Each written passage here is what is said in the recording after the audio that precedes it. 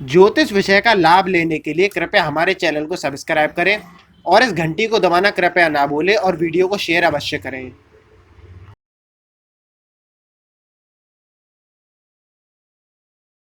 नमस्कार मित्रों, मेरा नाम विशाल कृष्णा है और आज आपका पुनः एक बार YouTube चैनल एस्ट्रोलॉजी गुरुजी में स्वागत है। यह मेरा परिचय, मैं एक ज्योतिष विद्यार्थी हूं। तो चलिए गुरुजी का आशीर्वाद से, गुरुजी की वाणी के द्वारा आज का यह निःशुल्क कुंडली विश्लेषण का कार्यक्रम प्रारंभ करते हैं। यदि आप नए मित्र हैं जो हमारे इस निःशुल्क कुंडली विश्लेषण के कार्यक्रम को देख रहे हैं और आप भी अपने एक प्रश्न का उत्तर गुरुजी के माध्यम से इस निःशुल्क कुंडली विश्लेषण के कार्यक्रम में जानना चाहते हैं तो हमारी ईमेल आईडी पर अथवा हमारे व्हाट्सएप पर अपना जन्म विवरण एवं अपना एक प्रश्न भेजें। तो चलिए निःशुल्क कुंडली विश्लेषण का कार्यक्रम प्रारंभ करते हैं।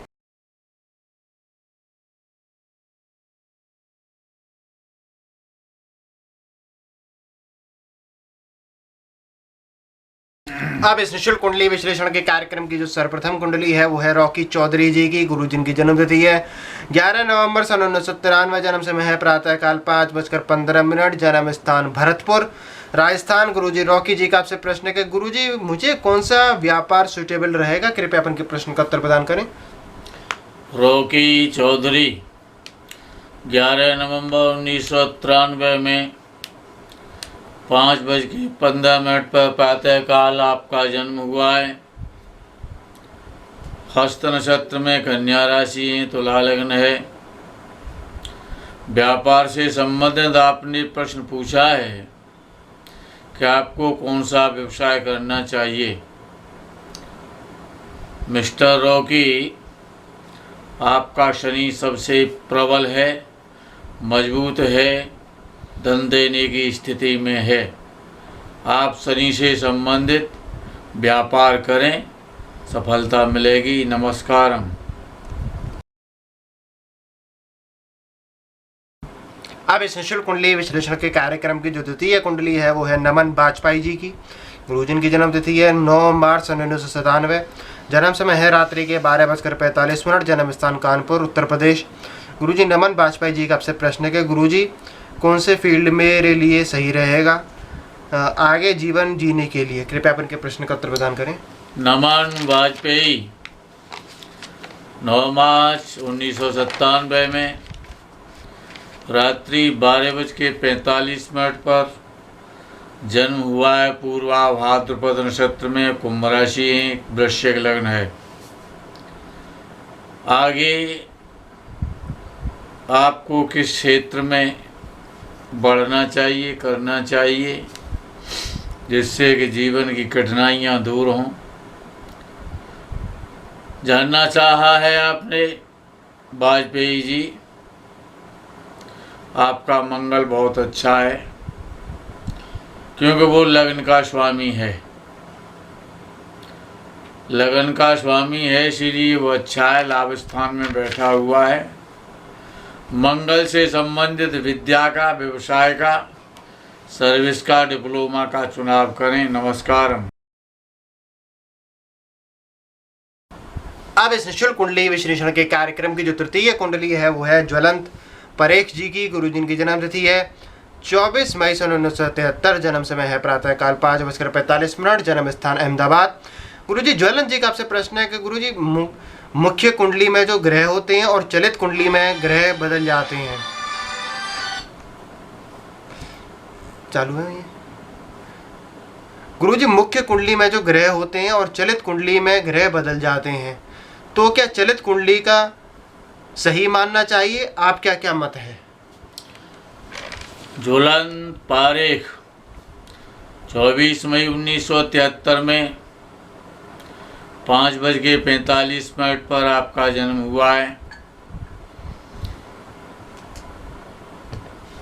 धनिष्ठा नक्षत्र में, मकर राशि हैं आप। आपने प्रश्न पूछा है क्या चलित कुंडली में लगन कुंडली के द्वारा परिवर्तन हुए ग्रह क्या उनको महत्ता देनी चाहिए या नहीं देनी चाहिए। जो ग्रह पारेख जी जन्म कुंडली में जिन जिन भाव में होते हैं, यदि वो चलित कुंडली में आगे अथवा पीछे के भाव में प्रवेश कर जाते हैं तो उनकी कार्य करने की क्षमता 50% कम हो जाती है, वो शुभ हों या अशुभ हों। उनकी पावर कम हो जाती है, अर्थात जिस प्रकार से आपका शुक्र चलित कुंडली में मिथुन राशि में है, आपका शनि मिथुन राशि में है चलित कुंडली में, लेकिन लग्न कुंडली में आपके शुक्र और शनि दोनों ही लग्न में वृषभ राशि में है, बृहस्पति जिस राशि में है वो वहीं पर है। इस प्रकार की स्थिति परिस्थिति में ग्रहों का चेंज होना और स्वाभाविक ही है।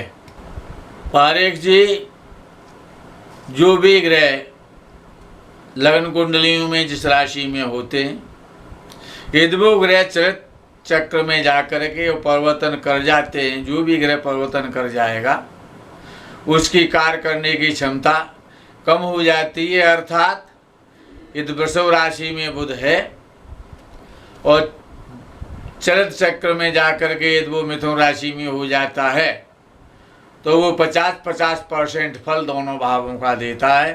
नमस्कारम।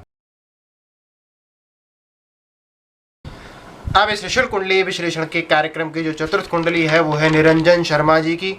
गुरुजी की जन्म तिथि है 15 अगस्त सन 1984, जन्म समय है शाम के 4:30, जन्म स्थान मथुरा। गुरुजी, निरंजन जी का आपसे प्रश्न है कि गुरुजी मेरी प्रगति कब होगी, कृपया अपन के प्रश्न का उत्तर प्रदान करें।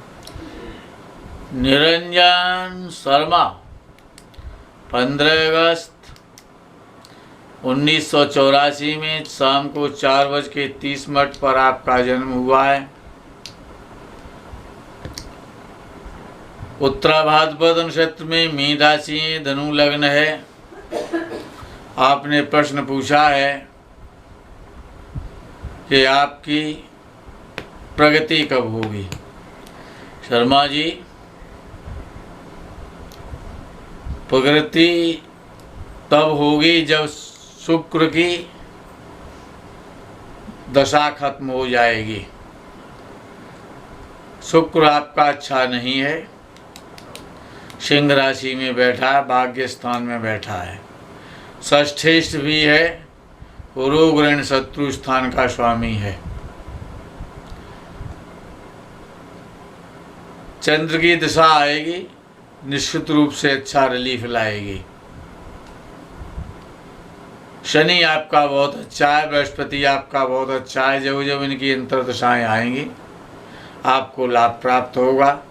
नमस्कार। अब इस विशुल कुंडली विश्लेषण के कार्यक्रम की जो पंचम कुंडली है वो है रोहन जी की। गुरुजी की जन्म तिथि है 8 सितंबर सन 1999, जन्म समय है रात्रि के 10:28, जन्म स्थान चंडीगढ़। गुरुजी, रोहन जी का आपसे प्रश्न है कि गुरुजी मेरे लिए जॉब या बिजनेस में क्या सूटेबल है, कृपया अपन के प्रश्न का उत्तर प्रदान करें।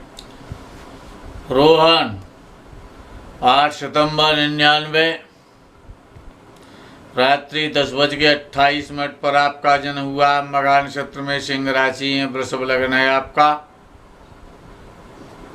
आपने पूछा है कि आपको व्यापार करना चाहिए या जॉब करना चाहिए। जॉब लगेगा, प्राइवेट लगेगा, सरकारी जॉब का योग नहीं है।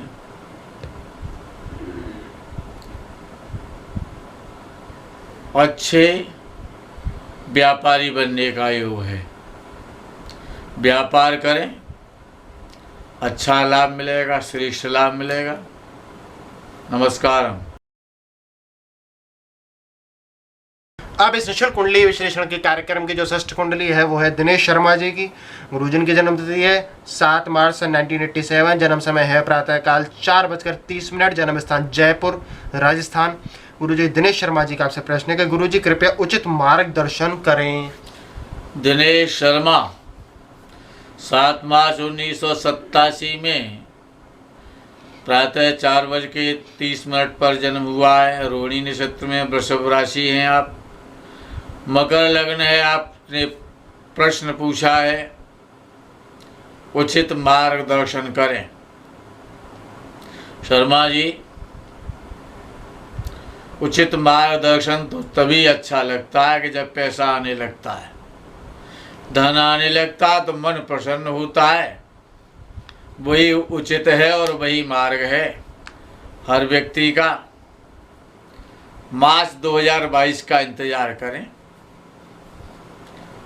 मार्च 2022 से उचित भी होगा और मार्ग भी होगा और दर्शन भी होगा।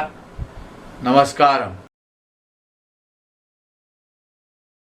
अब इस निःशुल्क कुंडली विश्लेषण के कार्यक्रम की जो अंतिम कुंडली है, जो सप्तम कुंडली है, वो है अमित सिंह जी की। गुरुजी की जन्म तिथि है 26 दिसंबर सन 1992। जन्म समय है शाम के 6:15, जन्म स्थान मुंबई। गुरुजी अमित सिंह जी का आपसे प्रश्न है कि गुरुजी विपरीत राजयोग किससे बन रहा है, कृपया बताइए। अमित सिंह 26 दिसंबर 1992 सायं 6:15 पर जन्म हुआ। उत्तराषाढ़ा नक्षत्र में, मकर राशि है, मिथुन लग्न है। आपने जानना चाहा है कि आपकी कुंडली में विपरीत राजयोग किस प्रकार से बन रहा है। अमित सिंह जी, आपकी कुंडली में विपरीत राजयोग बन रहा है और नहीं भी बन रहा है। बन रहा है तो फिर 50% बन रहा है, नहीं बन रहा है तब भी 50% नहीं बन रहा है। आपको समझा दें, षष्ठ भाव तृतीय भाव से प्रारंभ कर लेते हैं। तृतीय भाव का स्वामी सूर्य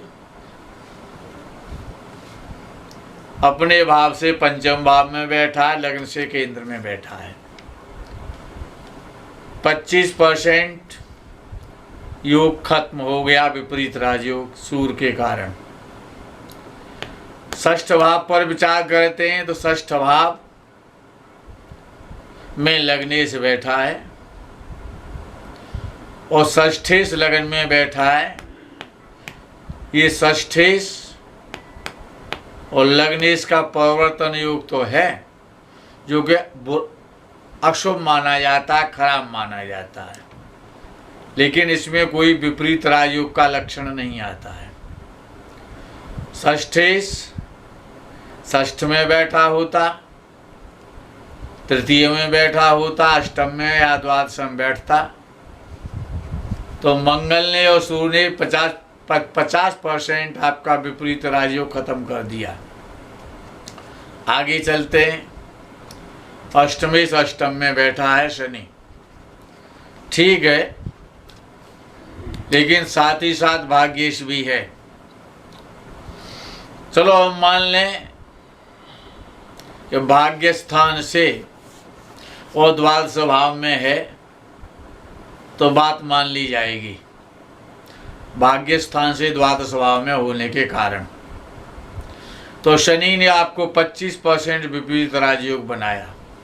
साथ में शनि के में शुक्र विराजित हैं, वो द्वादश भाव के स्वामी हैं, लेकिन साथ ही साथ त्रिकोण के भी स्वामी हैं। द्वादश भाव से नवम भाव में बैठे हैं, त्रिकोण में बैठे हैं, वो भी थोड़ा कमज़ोर कर रहे हैं। 25% पूरा ना देके वो 20% और 15% ही दे रहे हैं, अर्थात 50% भी नहीं बचा, 35% पे आ गए आप। अन्य अगर स्थितियां और बात करेंगे तो वो भी और कमज़ोर हो जाएंगी। हम आपको समझा दें जो हमने कहा है कि हमने ये कहा है कि बृहस्पति की दृष्टि नहीं होनी चाहिए, शुभ ग्रह की दृष्टि नहीं होनी चाहिए, लेकिन आपके शुक्र और शनि पर बृहस्पति की दृष्टि है। बृहस्पति की दृष्टि है, इसीलिए वो 25% भी उड़ गया। ऐसी स्थिति में अब 15% बचा है, उसका क्या असर होगा? नमस्कारम।